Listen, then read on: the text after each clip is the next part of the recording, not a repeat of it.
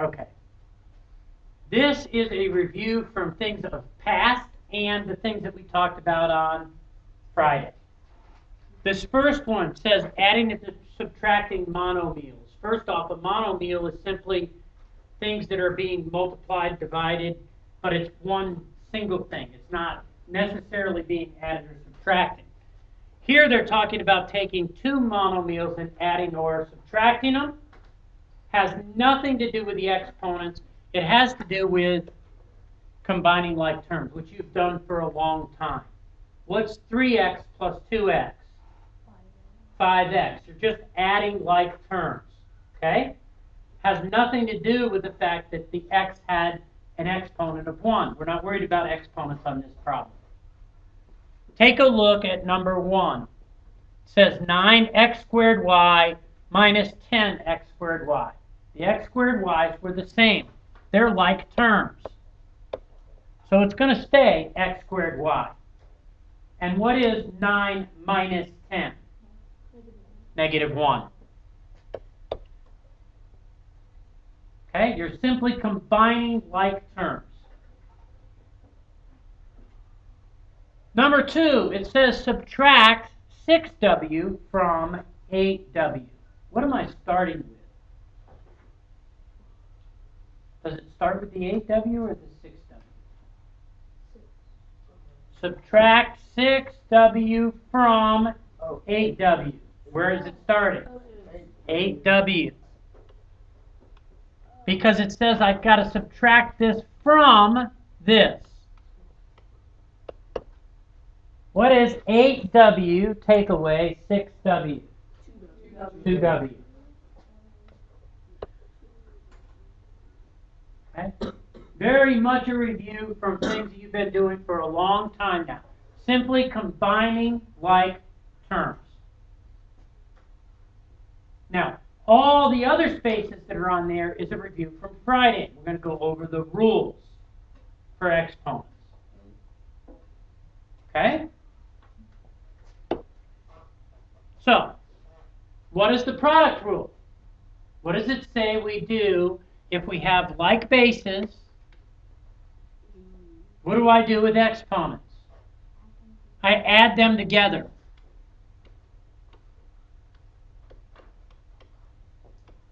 So this will be x to the a plus b.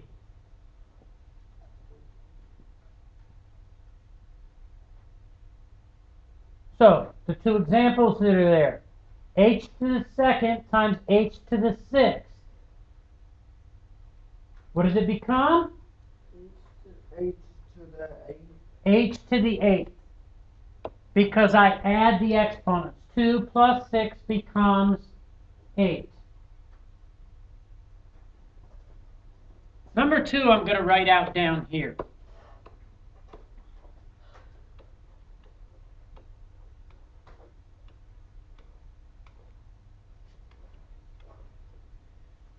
When you're multiplying things together, does it matter whether I multiply A times B or B times A? No. Since this is all multiplication, I'm going to rearrange this so that you can see it better. I typically don't take the time to rewrite it. I do that rearranging kind of in my head. But I want you to think about the numbers being grouped together. The A's kind of being grouped together, and the B's being grouped together. Does anybody remember what property says that I can switch the order of things? It's the commutative property. I can change the order of the way they're written. Associative means I can change grouping, but commutative means that I can change where it is in the location. What is a negative 2 times 7? Negative 14. Which is why I wanted you to see that I could multiply the numbers together first. Then I'm going to multiply my a's together. What's a squared times a cubed? What do I do with those exponents? So it becomes a to the 5th power. Be careful with the b's. What's implied when it says b? What's implied is the exponent? 1. A 1.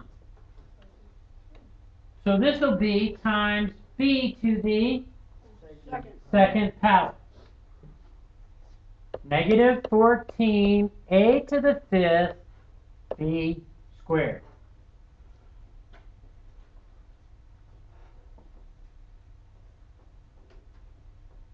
The product rule says if I have like bases, I add the exponents together.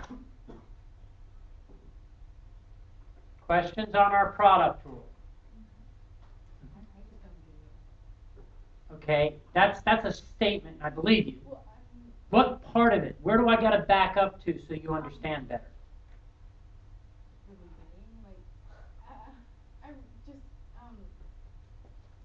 The beginning is here.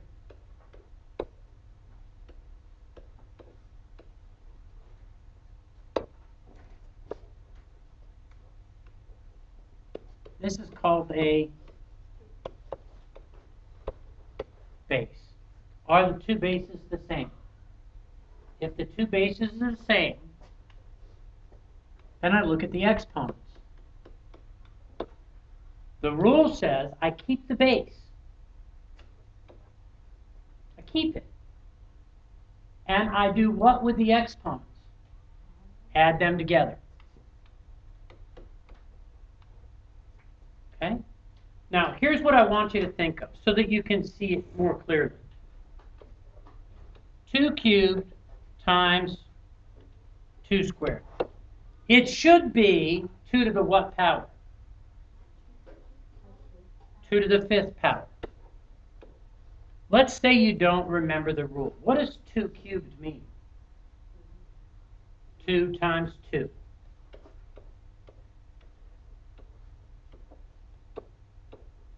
What does 2 squared mean?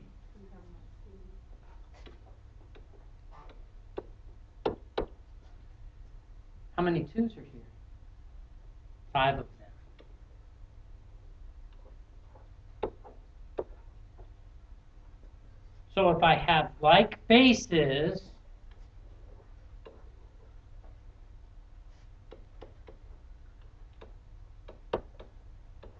I add my exponents together.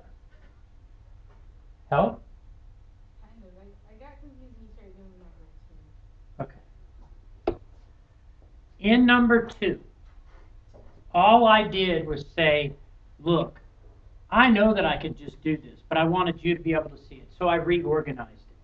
I can take a negative 2 times 7, which is what? Negative 14. I can take a squared times a cubed. Okay? And I can take b times b. Because order doesn't make any difference. If you look at it this way, it almost looks like they want me to take a negative 2 times the a squared first, right? But I can't really do anything with that, can I? So if I put these together, what is a negative 2 times 7? Negative 14. If I put my a's together, a squared times a cubed becomes a to the 5th power. If I put my b's together, now I wrote this in up here, it's implied. When there's no exponent there, it's implied that there's a what? A 1. Even when you write the number 2 on a sheet of paper, what's the exponent? 1. It says you're going to write down how many 2's? 1. That's why it has a value of 2. Okay? So it's always implied when there's a 1 there. We just don't write it. I penciled it in so that we can see that 1 plus 1 gave me the 2. Better? Any other questions about the product rule before we move on? It's kind of about like the letters. I understand this. It's just like are we ever gonna be able to figure out what A and B actually equal, or is it just gonna stay A and B? Right now, this is an expression. It's not equal to anything. If it was equal to something, and there was 2 variables in it, you'd have to have two equations to find out what's missing. You'll learn about that in algebra. If there was three variables, how many equations do you think you'd need? You'd need three variables, three equations. Four variables, how many equations? Four. Because you've got to find a way to eliminate it till you get down to one, because that we can solve for.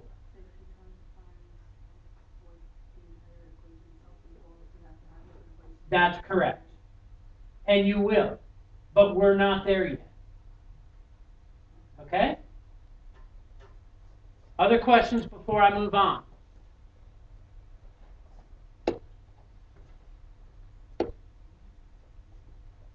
Power rule.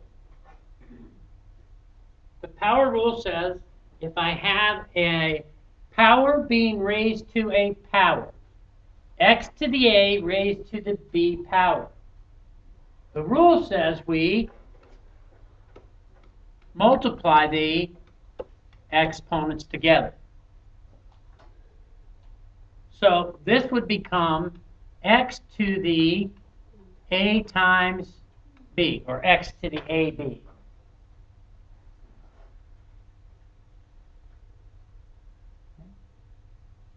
The power rule says if you're raising a power to a power, you multiply the exponents together. So, look at example 1. X squared being cubed would be the same as x to the 2 times 3, which is x to the 6th power.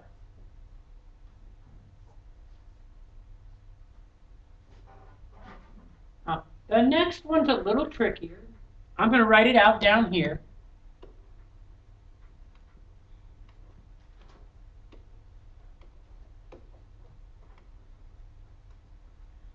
And the reason this one's a little trickier is I've got to remember that when I see this squared here, that everything on the inside of the parentheses is being what?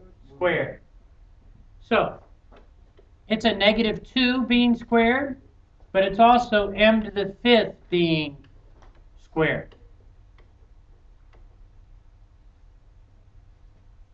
Everything on the inside of the parentheses is being squared. So I've got to square each individual piece.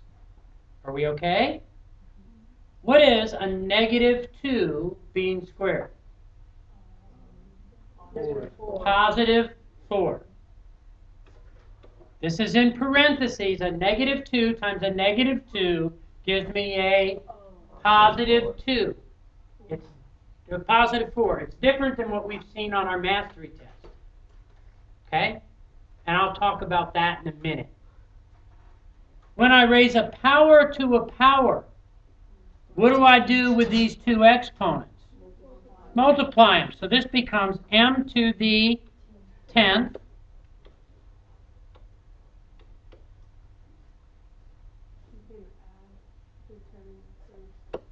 I can't do anything more with the 4, but here I've got the product rule. They have like bases. So what do I do with the two exponents? Add them together. This becomes m to the 13th.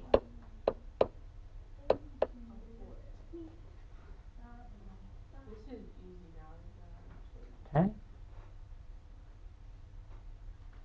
The product rule says we add exponents. The power rule says we multiply exponents. Pretty good? Can I go to my next page?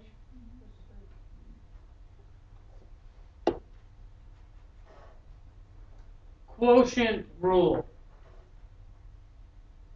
Says again, if I have like bases, but instead of multiplying now I'm dividing, what do I do with my exponents here? Subtract.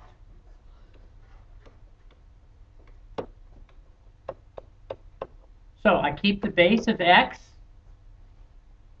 and I subtract the exponents, a minus b.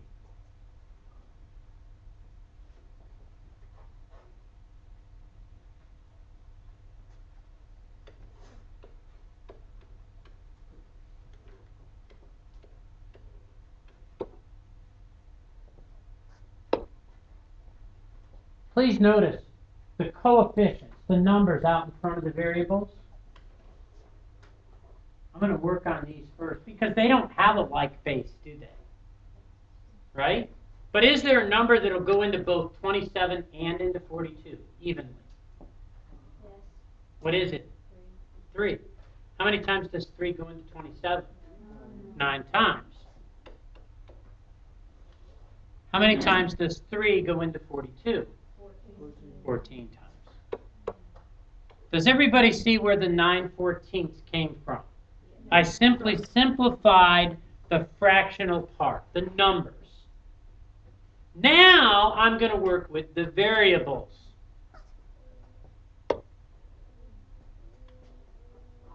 I had like bases. It's a quotient. What do I do with the variables? You would subtract x5 and x1. Very good. I would take x to the 5th and x to the 1st, and I'd subtract the exponents. 5 minus 1? 4. 9x to the 4th over 14.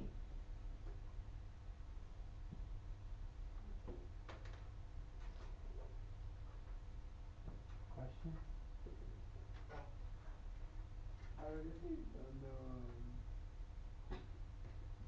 like the bottom part.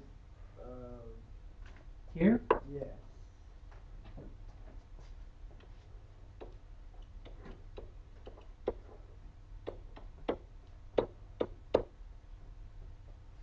What did I divide the numerator by? 3. What did I divide the denominator by? 3.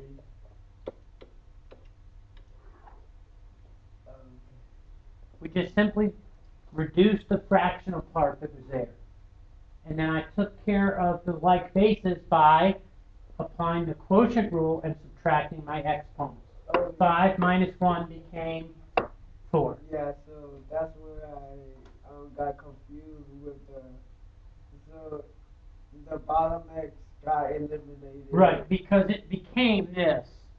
9 over 14, x to the 5 minus 1. I subtracted it. Why wouldn't the 14 have a power? It does. It's 1. The 9 also has a power. It's what? Why can't I put these together? They're not the same base. This has a base of 9. This has a base of 14. I could put these together because they had the same base. Their base, both of them were x, and I could subtract the exponents. So the difference with the exponents always goes in the numerator of the fraction? We'll talk about that in a minute. I personally always put it wherever it's the biggest, and you'll see what I mean in a minute. Okay? I put it there, and I do the subtraction there. And you'll see why in a minute. Okay? Number 2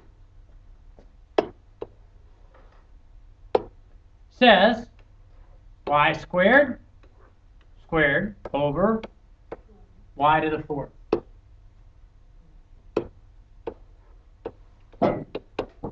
In the numerator, I've got a power being raised to a power. What's the rule? I multiply. 2 times 2 is 4.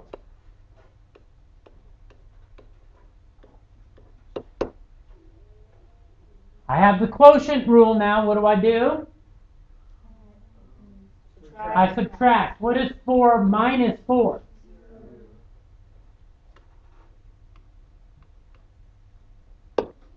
Anything to the 0 power has a value of 1.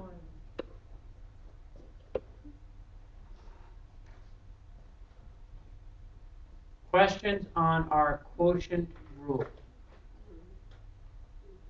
When you have like bases, you subtract exponents. How did you get on the top? Also, if you on the top, how did you get 4?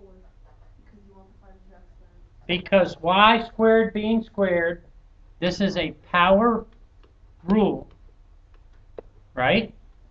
What's 2 times 2? Oh, okay. 4. Okay? Other questions? Can I move on? Could you, I was thinking that at first, like, you would do, like, 2 minus 4 to give you, like, a negative 2, and then, oh, never mind, no.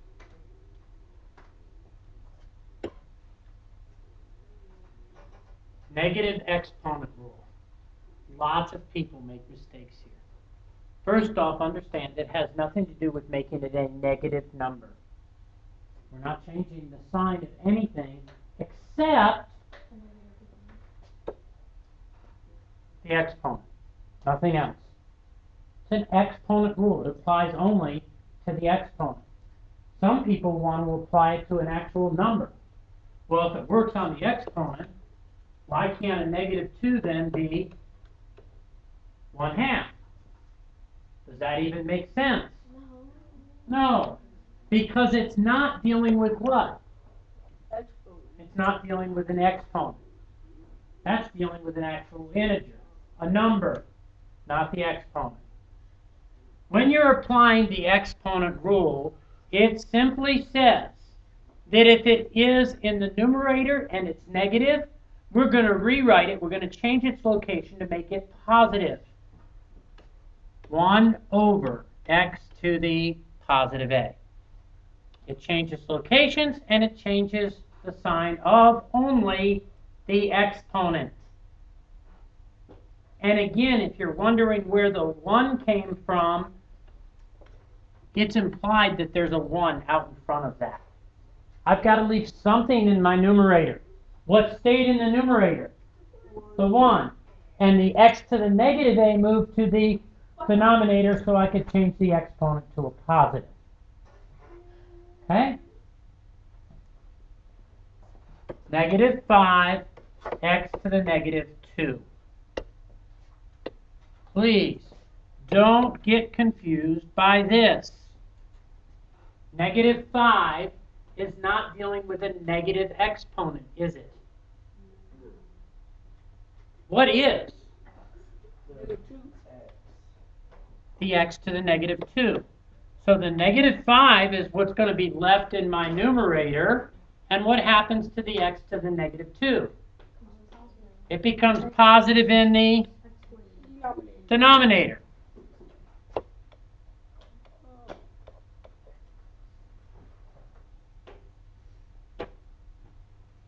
Everybody okay there? So you put the whole number on the numerator? I leave the whole number wherever it was. In fact, this isn't even a whole number because it's negative. It's a what? It's an integer. You leave the big number and where it is, and then you Right. and then you change the input to negative. And that number that's out in front of a variable is called a coefficient. And I leave the coefficient where it was, or I simplify it. If it was a negative 5 over 10, I would have simplified it to a negative 1 over 2. So I can change what the coefficient looks like, but I can't change its actual value. I can reduce it, I can simplify it, but I can't change what it's worth. No different when I change this x to the negative 2. I'm not changing its value by putting it in the denominator, because that's where it belongs. X to the negative 2 means 1 over x squared. So I didn't change its value.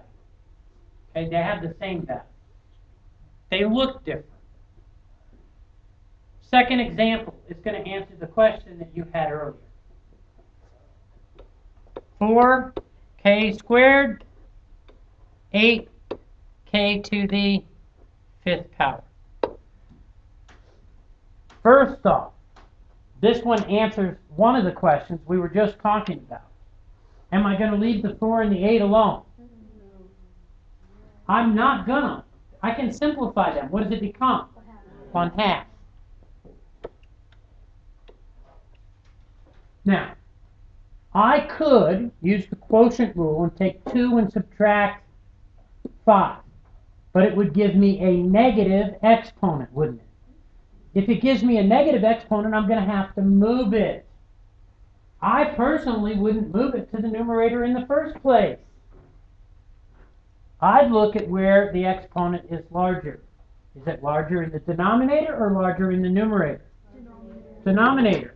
The quotient rule works the same way. I still subtract k to the 5 minus 2. Well, what is 5 minus 2? 1 over 2k cubed.